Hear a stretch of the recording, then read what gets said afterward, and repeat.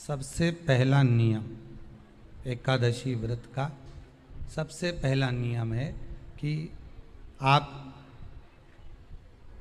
जिस दिन व्रत करो उसके एक दिन पहले भक्ति का संचार इस हृदय में कर लो।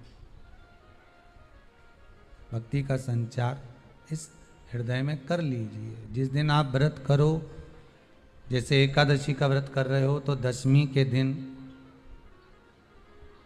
शाम का समय जब आवे, रात्रि जब होने लगे, शाम का समय आवे और रात्रि का आप जब भोजन ग्रहण करो तो उस भोजन में कोई ऐसा पदार्थ ग्रहण मत करिए जिस पदार्थ के कारण आपकी एकादशी बिगड़ जाए।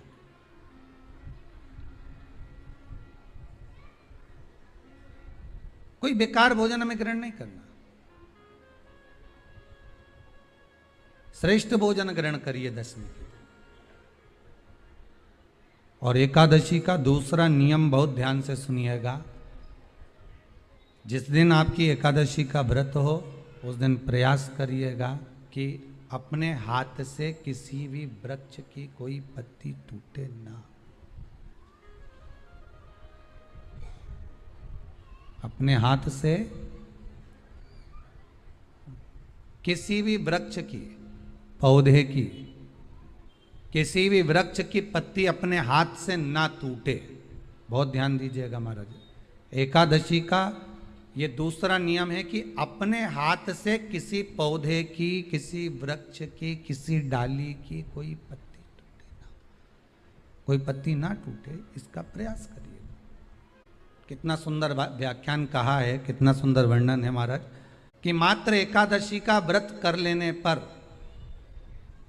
मात्र एकादशी का व्रत कर लेने पर जो पूर्व में किया गया हमारा पाप कर्म है, हमने किसी जीव की हत्या करी है, हमने किसी को कष्ट प्रदान करा है, हमने किसी को अपशब्द कहा है, हमने किसी को ताने दिए, हमने किसी को आड़ा टेढ़ा कहा है, हमने किसी को गालियां दे दी है, मात्र एकादशी का व्रत ही कर लेने पर ये सारे जो दोष हैं वो समाप्त हो जाते हैं। सारे दोष हमारे समाप्ति पर आ जाते हैं। अब एक विचार करिएगा थोड़ा सा अपने मन में, अपने चित्त में, अपनी वृत्ति में एक बात उतारिएगा। एक अपने मन में एक बात को उतार कर रखिएगा कि आप अपने पाप को, अपने पाप कर्म को जिस दिन छिन्न करने वाले हो, समाप्त करने वाले हो, अपने पाप को आप जिस दिन समाप्ति पर लेकर जा रहे हो तो उसके एक दिन पहले आपको प्रसन्नता होना चाहिए कि नहीं होना चाहिए कि कल मेरा पाप कटने वाला है, कल मेरा पाप समाप्त होने वाला है। जो मैंने पाप कर्म करा है वो समाप्त होगा, जो मैंने पाप कर्म करा है वो कल समाप्त हो जाएगा। तो एक दिन पहले आपके चेहरे पर प्रसन्नता हो कि ना हो, और चेहरे पर वो प्रसन्नता आपके आना चाहिए कि कल मेरा एकादशी का व्रत है, आज दशमी है, कल एकादशी का व्रत है, तो कल मेरी जब एकादशी का व्रत रहेगा तो मेरा ना जाने कितना कितना पाप, कितना असत्य, कितना झूठ, कितना प्रपंच वो समाप्त हो जाएगा। इसमें मुझे प्रसन्नता हो, इसमें मुझे आनंदता हो। तो क्या कहा गया कि प्रयास करिएगा कि एकादशी के दिन कोई वृक्ष की, कोई डाली की, कोई कोपल की कोई पत्ती ना तोड़ी जाए। क्यों? तो कहा अगर उस पत्ती को हम तोड़ देते हैं, वृक्ष की पत्ती को या क्यारे में लगी हुई कोई डाली की पत्ती को हम तोड़ देते हैं तो एकादशी का पुण्य फल प्राप्त नहीं होता, एकादशी का कोई फल हमारे खाते में नहीं जाता, पुण्य फल प्राप्त। अब फिर भले तुम, चाहे तुमने मोरदन खाया हो, चाहे तुमने फिर चिप्स खाई हो, चाहे तुमने फिर व्रत का कितना ही सामान खा गए हो और तुमने सोचा कि आज मेरी एकादशी है, तो फिर उसका कोई फल प्राप्त नहीं है, उसका कोई सुख प्राप्त नहीं है आपको, फिर उसका कोई आनंद प्राप्त नहीं है आपको, फिर उसमें कोई आनंद की अनुभूति आपको नहीं मिल रही। विष्णु पुराण कहती है, श्रीमद् वल्लभाचार्य जी वर्णन करते हैं, मेरे वल्लभ कहते हैं कि वल्लभ कुल की एकादशी करो, भले बकरी जैसे चरो पर एकादशी करो। हमारे यहाँ तो शास्त्र कहता है एकादशी का व्रत भी करो तो मुंह उतार के मत करो रे। कोई फूल अगर मुरझा जाता है तो भगवान को नहीं दिया जाता, कोई फल बेकार हो जाता है भगवान को नहीं दिया जाता। तुम्हारे व्रत वाले दिन तुम्हारा मुंह उतरा रहेगा तो भगवान उसको स्वीकार करेगा। इसलिए बकरी जैसे चरो और एकादशी करो। जेब में भर लो मूंगफली का दाना, काजू इधर, मूंगफली का दाना इधर, खिचड़ी भी बना लो, मोरधन भी बना लो, चिप्स तल लो, पापड़ तल लो, और जो पपीता सेव फल केला जो जो है सब लिया फ्रिज पे, वॉशिंग मशीन नहीं खाएगी। सुबह आधा किलो दूध की रबड़ी बना के खा ली। तो पति मन में सोचा फिर भी आवाज नहीं निकल रही, फिर अभी क्या खाएगी? खिचड़ी बनाई है और बादाम तल ली थोड़ी सी, और आधा किलो पपीता रखा था वो कतर लिया, और थोड़ा सा रायता बनाया बादाम का, अच्छा ठीक है, और चिप्स तल ली, और आलू भी तले हैं, ठीक है। फिर शाम को मोरधन की खीर और सेव फल, चीकू और आगरे का पेठा और राजगिरा की पूड़ी, ठीक है।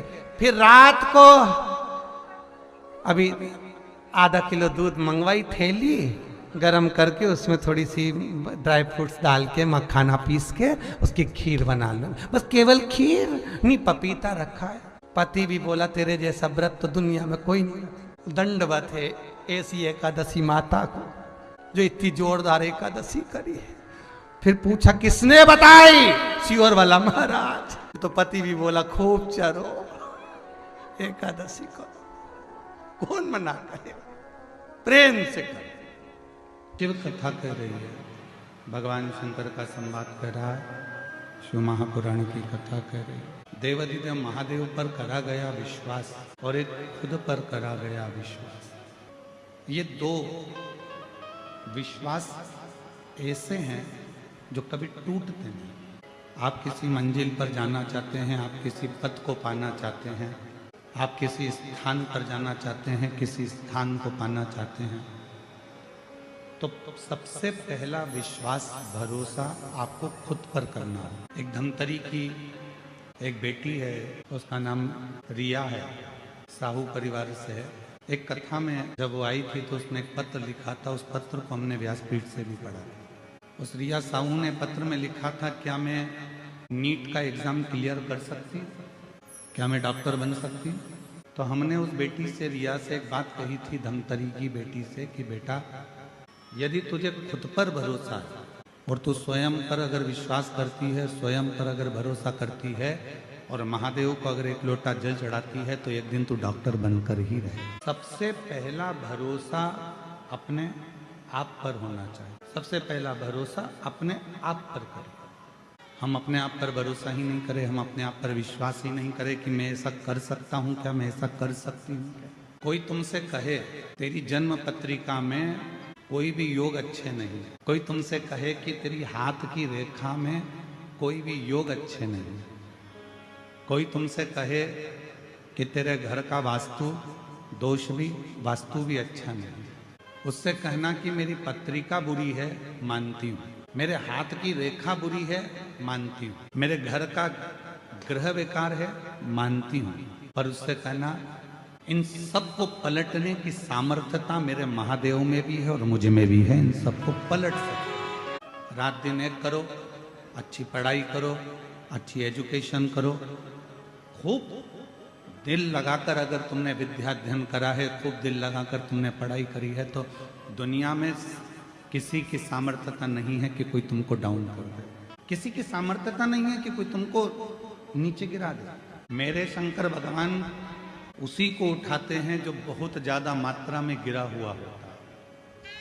आप देख लीजिए, सारे देवताओं ने अच्छे अच्छे को पसंद किया, पर मेरे शंकर भगवान सर्प को अपने गले में धारण करते हैं जिसको कोई नहीं अपने पास में रख सकता। कोई ने पुष्प लिए, कोई ने फल लिया, कोई ने कुछ लिया, कोई ने कुछ लिया, पर मेरे शंकर भगवान ने वो लिया जिसको दुनिया के लोगों ने ठुकरा दिया। घुंगरी खुर्द के ग्रामवासियों से मैं एक बात पूछूं, उत्तर देना। लकड़ी जलाते हो, चूल्हा जलाते हो, सिगड़ी जलाते हो, कंडा जलाते हो, गोबरी जलाते हो, जो राख निकलती है उस राख को फेंकते हो कि नहीं फेंकते हो? जम के तो बोलो, फेंक देते हो ना? घोड़े पे ले जाके डाल देते हो, उसको घोड़े पे ले जाकर फेंक देते हो। उस राख को आपने घोड़े पर ले जाकर डाल दिया, वो राख तुम्हारे किसी काम नहीं है, उस राख का कोई महत्व नहीं रहा, उस राख को तुमने ले जाकर घोड़े पे डाल दिया, गंदगी में पटक दिया। अब जिस राख की कोई कीमत ही नहीं है, मेरे शंकर भगवान ने उस राख को अपने तन पर धारण कर कर उसको भी कीमत वाला बना दिया। मेरे देवादिदेव महादेव ने उसको भी कीमत वाला बना दिया। उस राख की कोई कीमत नहीं, उस भस्म की कोई कीमत नहीं, पर चपटी भभूत में है खजाना, उसके तन पर अगर कोई भस्म भी आकर पड़ जाती है तो वो भी कीमत वाली हो जाती, उसकी भी कीमत हो जाती, उसकी भी कीमत हो जाती।